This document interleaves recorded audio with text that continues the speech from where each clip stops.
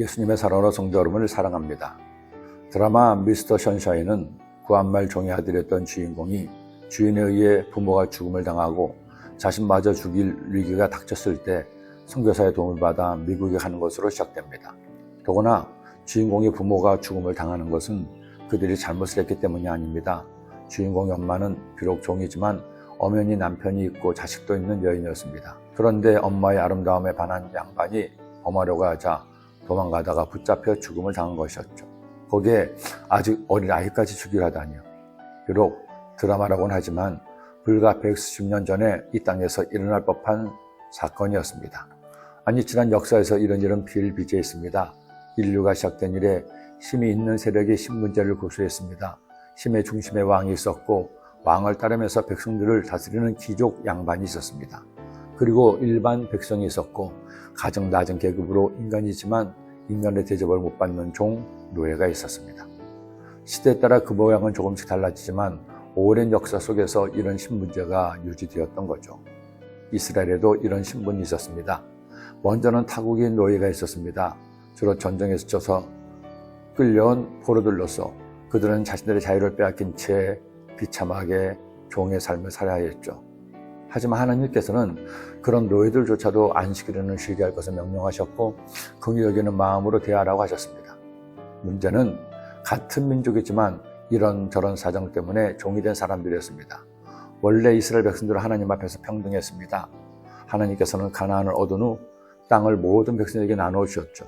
그런데 살다 보니 개인의 상황 때문에 땅을 팔고 급기야 자신마저 종으로 파는 경우가 있었습니다.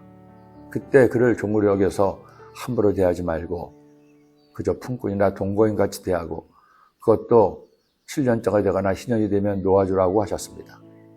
너와 함께 있는 내 형제가 가난하게 되어 내게 몸이 팔리거든 너는 그를 종으로 부리지 말고 품꾼이나 동거인과 같이 함께 있게 하여 신년까지 너를 섬기게 하라.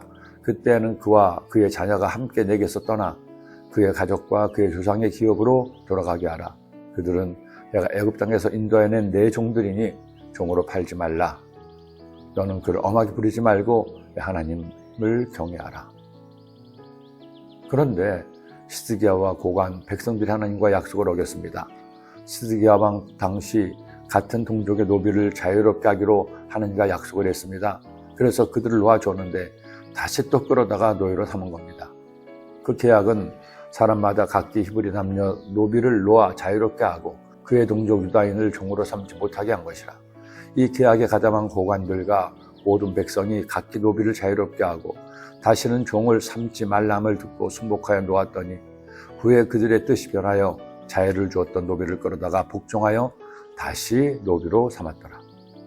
결국 하나님과 약속을 어긴 그들은 그 죄로 인해 멸망당하고 그들이 바벨론의 종이 되고 만 것입니다. 그러므로 여러분, 하나님의 자녀는 살아야 됩니다.